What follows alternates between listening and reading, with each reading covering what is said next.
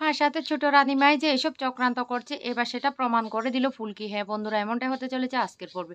বিস্তারিত জানতে ভিডিওটিতে লাইক দিয়ে চ্যানেলটিকে সাবস্ক্রাইব করে পুরো ভিডিওটি তোমরা দেখতে থাকো। গল্পের শুরুতে আমরা দেখতে পার মন্দিরে আরতি করতে থাকে বড় রাজা বাবু, আর তখনই সেখানে একজন সাধু বাবা চলে আসে। আর সে এসে বলতে লাগলো ঘোর অনর্থ হয়ে যাচ্ছে, অনেক বড় বিপদ হতে চলেছে।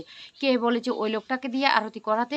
ওই লোকটাকে নৃসিংহদেবের পায়ের মালাটা পরাতে কে বলেছে? ধ্বংস হয়ে যাবে, সব কিছু শেষ হয়ে যাবে। আমি বলছি। এই কথাগুলি বলতে থাকলে তখন ভয় পেয়েছে বড় রাজাবাবু তখন বলতে লাগলো আমি কি কোনো ভুল করে ফেলেছি? তাহলে আমি কি অন্যায় করছি আরতি করে? ফুলকি তখন বলতে লাগলো বাবা তুমি এসব বিশ্বাস করো না, আর তোমাদের সবাইকে বলছে এসব মিথ্যে কথা, তুমি এসব বিশ্বাস করো না, এটা একটা নতুন চক্রান্ত। তখনই সাধুবাবু বলতে লাগলো তোরা আমার কথা বিশ্বাস করতে পারছিস না তো দেখবি সব কিছু শেষ হয়ে যাবে, সব ধ্বংস হয়ে যাবে।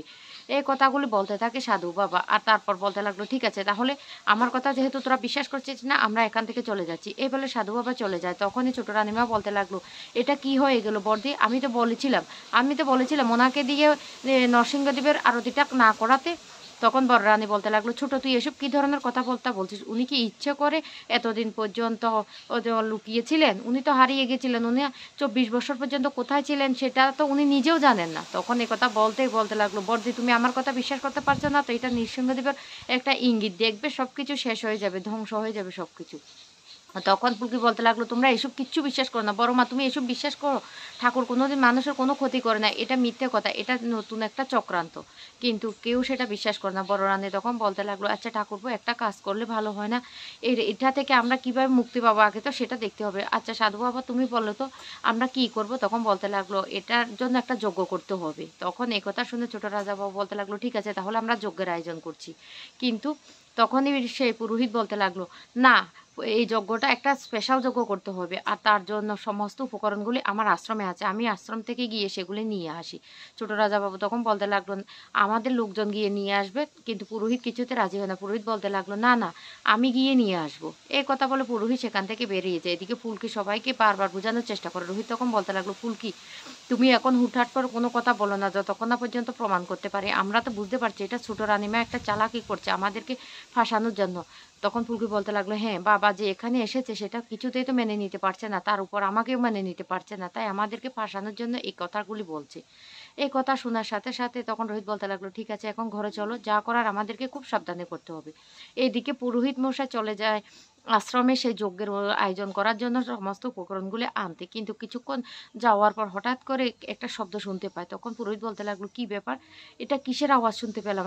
আমিও তো এবার দেখতে পাচ্ছি, ভয় পাচ্ছি। সত্যি কি তাহলে ওই সাধু বাবা সত্যি একটা কথা বলে গিয়েছেন যে আমাদের ঘোর অনর্থক হবে? আমি তো এবার সেটা বুঝতে পারছি না, আমিও তো ভয় পাচ্ছি। এদিকে ফুলকি আর রোহিত ঘুমিয়ে পড়ে। হঠাৎ করে ফুলকি একটা সিংহের গর্জন শুনতে পায়। ফুলকি তখন উঠে পড়ে আর রোহিতকে বলতে লাগলো স্যার আমি না সিংহের গর্জন শুনতে পেয়েছি, স্যার আমাদেরকে এক্ষুনি যেতে হবে, আশ্রমে যেতে হবে। কি আমার মনে হচ্ছে কিছু একটা বিপদ হতে চলেছে। রোহিত কিন্তু বিশ্বাস করে না। রোহিত বলতে লাগলো কোথা থেকে আসবে? এটা তোমার মনের ভুল, নিশ্চয়ই তুমি কোন এতদিন এই কথাগুলি ভাবছো, সেই জন্য এটা তুমি স্বপ্নে দেখেছো, ঘুমিয়ে পড়ো। এই বলে ফুলকিকে আবারও ঘুমাতে বলে দে। এদিকে হঠাৎ করে সাধু বাবাকে কেউ যেন মেরে ফেলে। আর পরদিন সকালবেলা যখনই এই চারিদিকে খবর ছড়িয়ে যায়, ধানু তখন এসে বলতে লাগলো দা ভাই দরজা খুলে, একটা সর্বনাশ হয়ে গেছে। তখন রোহিত দরজা খুলে বলতে লাগলো কি হয়েছে ধানু তখন বলতে লাগলো পাশের জঙ্গলে নাকি অনেক বড় একটা বিপদ ঘটেছে, আমাদের সবাই যাচ্ছে তাই তোদেরকেও ডাকতে এসেছি। তখন রোহিত আর ফুলকিকে ছুটে সেখানে যায়। সেখানে গিয়ে দেখতে পায় সেখানে সে সাধু বাবাকে মেরে ফেলেছে। আর সেখানে পুলিশরা চলে আসে। পুলিশরা তখন ভালো করে লক্ষ্য করে বলতে লাগলো বন্যজন্তু মেরে ফেলেছে, নখের আঁচড় এবং থাবার দাগ এখনো আছে। তখন ফুলকি বলতে লাগলো স্যার আমি বলেছিলাম না কালকে রাত্রে আমি সিংহের গর্জন শুনতে পেয়েছি। তখন রোহিত বলতে লাগলো এসব উল্টোপাল্টা কথা এখন বন্ধ করো, এখন এইসব কথা তুমি বলবে না। তখন ছোট রানীমা বলতে লাগলো আমি বলেছিলাম না দিদি, এবার বিশ্বাস হলো তো? আমার কথা তো কেউ বিশ্বাস করলে না, দিয়ে তোমরা আরতি করাতে গিয়েছিলে, দেখো নৃসিংহদেব কতটা রুষ্ট হলে এই কাজটা করতে পারে।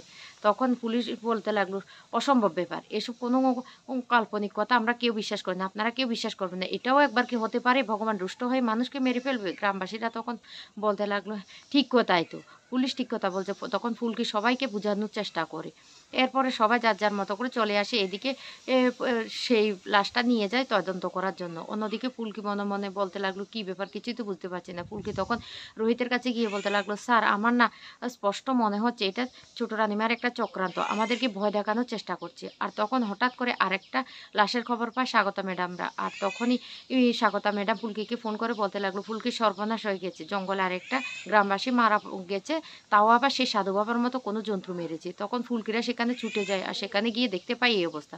ফুলকি তখন বলতে লাগলো, "স্যার, আমার মনে হচ্ছে অনেক বড় একটা চক্রান্তের শিকার হচ্ছি আমরা। তাই আমাদেরকে প্রমাণ করে দিতে হবে যে এটা ছোট রানীমার চক্রান্ত। এটা কোনো নৃসিংহদেবের কোনো চক্রান্ত নয়। নৃসিংহদেব রুষ্ট হয়ে এভাবে গ্রামবাসীকে হত্যা করতে পারে না। এটা ছোট রানীমাই এই কাজটা করছে। আমাকে এটা প্রমাণ করে দিতে হবে।" রোহিত তখন বলতে লাগলো, "আমি তোমার পাশে আছি।" তো বন্ধুরা, আজকের পর্বটি তোমাদের কেমন লেগেছে সেটা অবশ্যই কমেন্ট করে জানাবে।